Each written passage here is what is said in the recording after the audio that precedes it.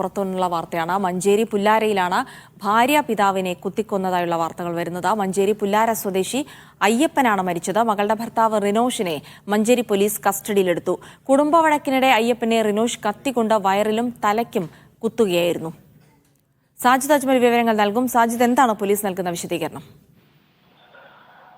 ജിൽസി, മഞ്ചേരി പുല്ലാരയിലാണ് ഭാര്യ പിതാവിനെ മരുമകൻ കുത്തിക്കൊന്നത്. പുല്ലാര സ്വദേശി 65 വയസ്സുള്ള അയ്യപ്പനാണ് മരിച്ചത്.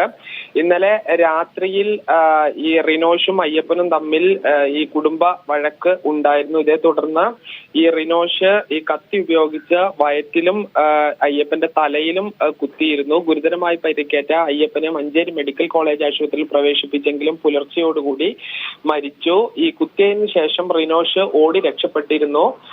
അല്പസമയം മുൻപാണ് ഈ റിനോഷിനെ പോലീസ് പിടികൂടിയിട്ടുള്ളത്. ഇനി അറസ്റ്റ് ഉൾപ്പെടെയുള്ള കാര്യങ്ങളിലേക്ക് പോലീസ് ഉടൻ തന്നെ കടക്കും. ശരി, സാജിദ് അജ്മലാണ് വിവരങ്ങൾ നൽകിയത്.